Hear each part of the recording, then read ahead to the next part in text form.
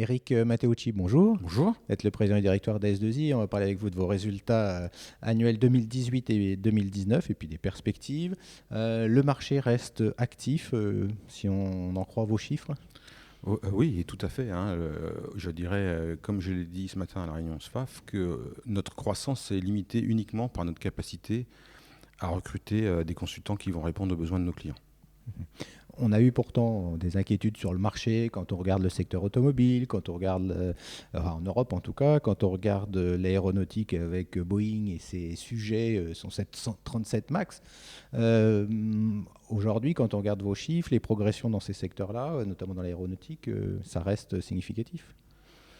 Effectivement, je pense qu'on aime bien aussi se faire peur, donc on regarde toujours ce qui pourrait amener les nuages sur notre environnement, mais force est de constater qu'à l'heure où on se parle, on est dans un secteur, le secteur du numérique au sens large, qui vraiment est à la croisée, je dirais, de bon nombre d'investissements et il y a toujours beaucoup de projets chez à peu près tous nos clients dans tous les secteurs.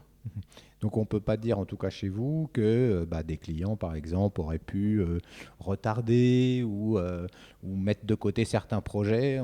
Comme on a pu le voir, par exemple, dans la banque, dans d'autres domaines, effectivement, en attendant mieux peut-être.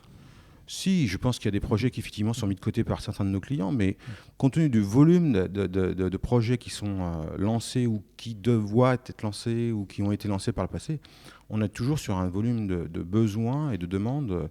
Je dirais que globalement, le secteur n'arrive pas à fournir au sens large. Ce n'est pas uniquement S2I, c'est l'ensemble du secteur.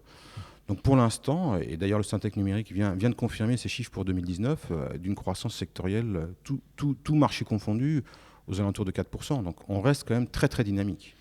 Alors ça fait plusieurs années qu'on parle ensemble d'S2I et puis de ce secteur en particulier. Ça veut dire quoi? Ça veut dire que finalement les entreprises aujourd'hui, elles peuvent certes retarder, mais sur le fond, le numérique il est partout, donc c'est pas comme il y a quelques années, on en aurait parlé ensemble, on pouvait avoir un coup de frein, s'arrêter net. On ne peut pas s'arrêter net aujourd'hui, c'est plus possible de laisser les autres avancer et ne pas avancer en même temps. J'ai toujours des difficultés à répondre à cette question avec précision parce que je pense que nos clients sont capables d'arrêter net. À partir du moment où il y a des difficultés qui sont, je dirais, qui engendrent même leur survie, on a vu ça avec l'automobile en 2008, je pense qu'ils sont capables d'arrêter. Malgré tout, le numérique est de plus en plus présent dans le business model de nos clients avec des ruptures de fond sur leur core business qui intervient, qui font qu'aujourd'hui, elles sont obligées d'investir pour, ne serait-ce que préserver leur marché et en conquérir de nouveaux. Donc, à l'heure où on se parle, on ne voit pas pourquoi le numérique serait en ralentissement, au moins sur l'année 2019. Voilà, elles peuvent effectivement, brutalement, quand il y a des crises économiques ou financières, on l'a vu effectivement par le passé, arrêter, mais il faudra reprendre assez vite derrière si on veut tenir le secteur, quoi. Exactement. Il y a vraiment une tendance de fond. Et on voit, enfin moi qui suis dans le secteur depuis une trentaine d'années, je vois bien que la part du numérique dans les investissements de nos clients va croissante. Et on le voit sur les équipements dans le secteur aéronautique, automobile. La part du numérique est grandissante. Ça dépasse largement les premiers systèmes de sécurité ou les premiers systèmes d'entertainment. Enfin, ça va largement au-delà aujourd'hui. Enfin, on y intègre l'intelligence artificielle maintenant, etc. Enfin, bref, c'est un secteur qui me semble être en croissance sur la durée.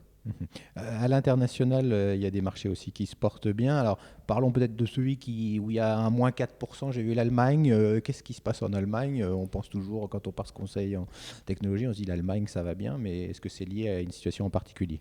Oui, je pense que c'est notre performance et ce n'est pas le marché. On a effectivement des difficultés en Allemagne sur une partie de nos activités dans le monde industriel qui correspond en fait à la production soit de pièces détachées, soit de machines-outils, sur lequel on a quelques difficultés à enchaîner, je dirais, les projets, et en conséquence de quoi ça a fait une baisse d'activité sur l'ensemble de l'année. Mais on n'est sûrement pas représentatif du marché allemand à nous tout seuls. Alors, on voit aussi S2I Roumanie. Effectivement, en quoi c'est important S2I Roumanie aujourd'hui?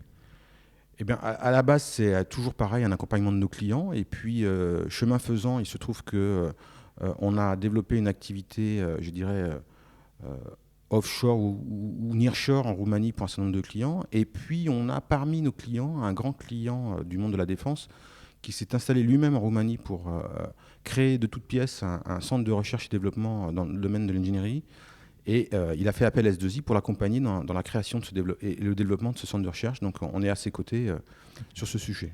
Toujours dans l'Est, en Pologne, là on est à plus 32%, donc la Pologne c'est un marché dynamique. C'est un marché très dynamique et la performance de nos équipes localement est tout bonnement exceptionnelle, puisque ça fait plus de 10 ans qu'ils sont à des rythmes de croissance à 2 chiffres. Et parti de zéro en 2006, on est aujourd'hui avec 4000 salariés et 150 millions d'euros de chiffre d'affaires. Donc c'est vraiment une performance remarquable au sein du groupe.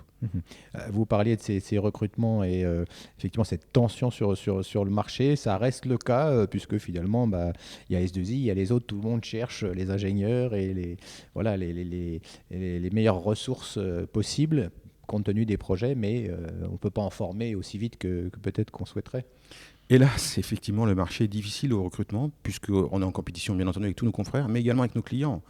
Nos clients utilisent les mêmes niveaux de ressources, les mêmes qualités de ressources que celles de notre secteur.